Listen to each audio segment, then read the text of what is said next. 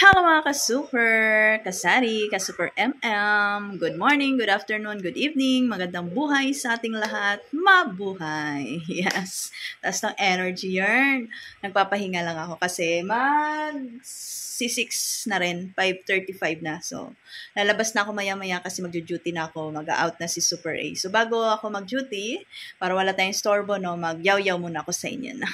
Diba? Naka-ready na si Madam.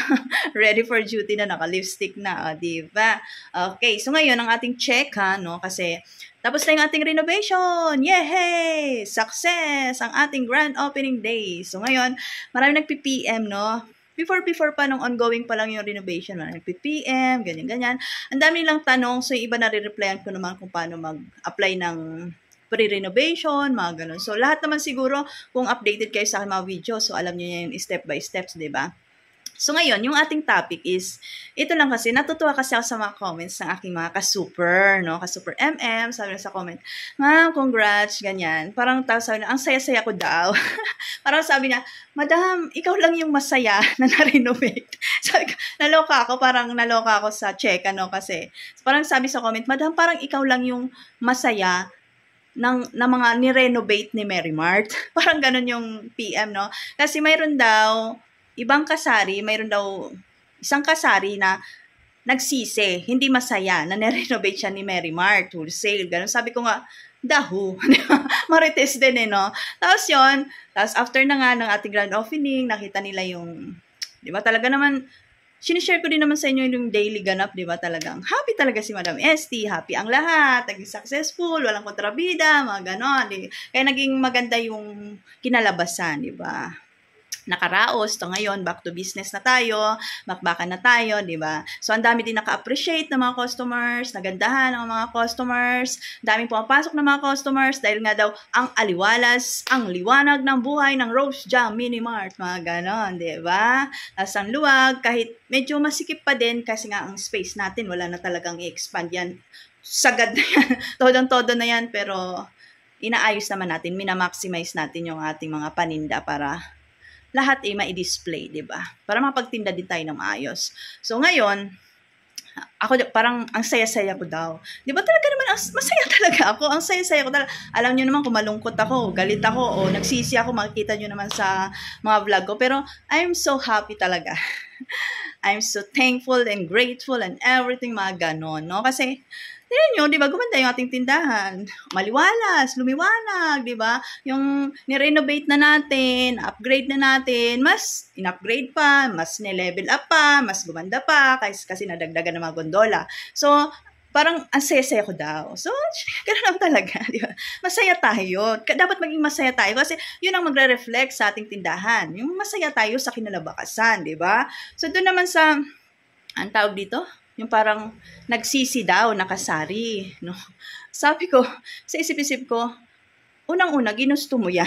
Siguro naman, hindi ka naman pinilit ni Mary Mart na i-renovate, ganyan, pinilit ka to the, siguro naman, pinag-isipan mo rin at nag-go ka doon. So, ginusto mo yon. So, para sa akin, pag once ang isang bagay ginusto mo, o ano man yung kinalabasan mo, kailangan mo yung tanggapin. Kasi wala ka na magagawa nun. Kasi ginusto mo yun. Diba? Siguro naisip ko nga, baka hindi siya suki ni Mary Mart. Kasi kung ako ay hindi ni-renovate at hindi pa ako nag-apply for renovation, siguro ngayon nagsisisi ako. Magsisisi ako na hindi ako ni-renovate. Bakit? Kasi patuloy pa rin ako mag-order kay Mary Mart. Kahit hindi ako na-renovate, walang pre-renovation, talagang consistent ako nag-order kay Mary Mart. Since nag-umpisa ang Mary Mart sa market, yung unang-una na napadalhan ako ng isang package nung first ever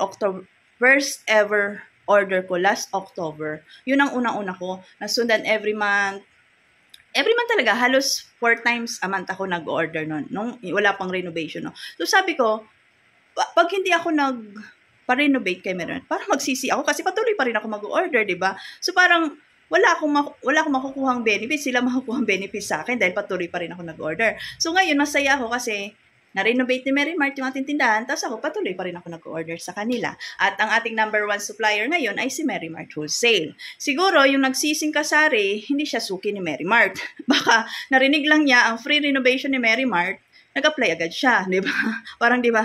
Parang opportunity na may free renovation. Hindi siya suki. Kasi kung suki ka ni Mary Mart, unang-una, malalaman mo na wholesale. Box, yung i-orderin mo sa Mary Mart. So, bakit ba ako nag-order kay Mary Mart, nagpapatuloy sa pag-order kay Mary Mart? Dahil nga dun sa bigas silang 20 per kilo at dun sa mga fast-moving items natin like beverages, mga chips, snacks, mga dilata, mga ganun. Pero mostly talaga mga beverages, mga 1.5, mga sesto, mga chucky, mga ready to drink, mga ganun talaga. So, every month, wala talaga akong sabi mo, hindi ako bibili kasi for the bigas nga, dahil nga hinahanap dito yung bigas. Na before, binibenta ko lang ng 30 per kilo, naging 35, so ngayon ay 40 per kilo na.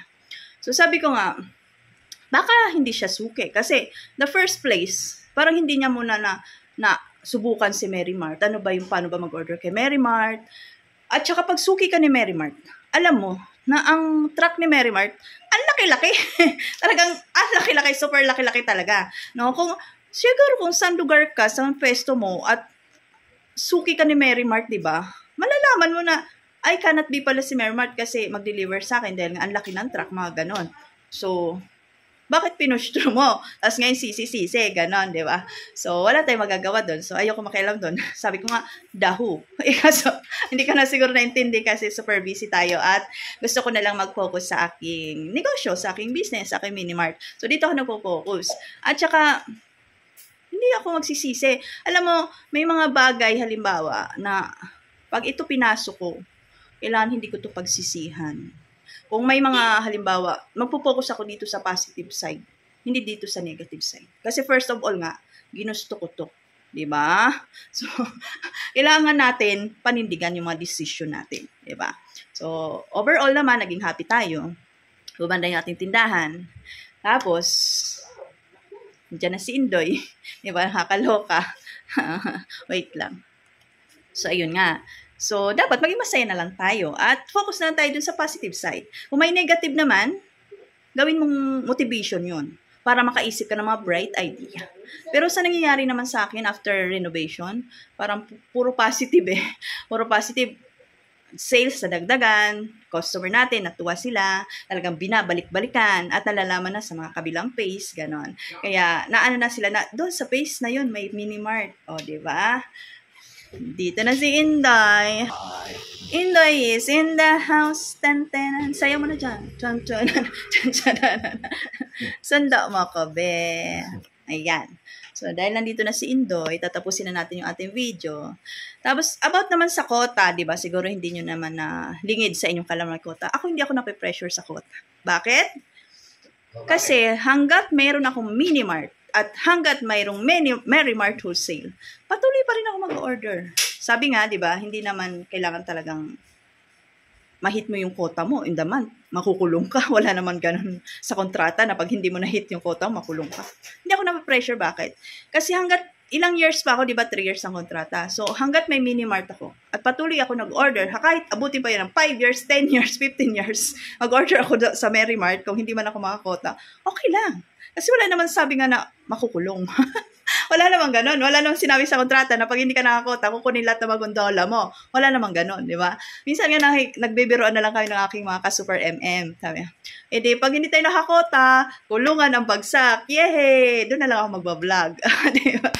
Nakakaloka. At least, hindi lang ako nag-iisa. Kasi hindi lang, alam nyo, marami kasing rason bakit hindi makakota. Kasi, alam din naman ng Mary Mart wholesale yan. Iba-iba tayo ng mga fast-moving items. May mga items na wala sa Mary Mart, sa app, nauubusan din sila. So, kailangan mo lang magsulat kung bakit hindi ka nakakota. Ganyan, bawi ka na lang next month, next year. Kung di mo tapos yung 3 years na kontrata, extend to 4, 5, 10 years. Why not? Diba? Hanggat may mini-mart ang Rose Jam at may Mary Mart, tuloy. Kung hindi man, sa kulungan ang bagsak. Doon na lang tayo mag-cheka-cheka. Diba? What a brilliant idea. Diba? So, ang importante sa lahat, naging maganda yung kinalabasan ng ating renovation. Diba, Indoy? Yeah. Diba? Hindi ko montra si Indoy. Diba? Siya. So, hanggang dito na lang yung ating checka. Bye for now. Duty na tayo. 6 p.m. duty to 12 in the morning. Yoo-hoo! Bye-bye. Night, love, love, love.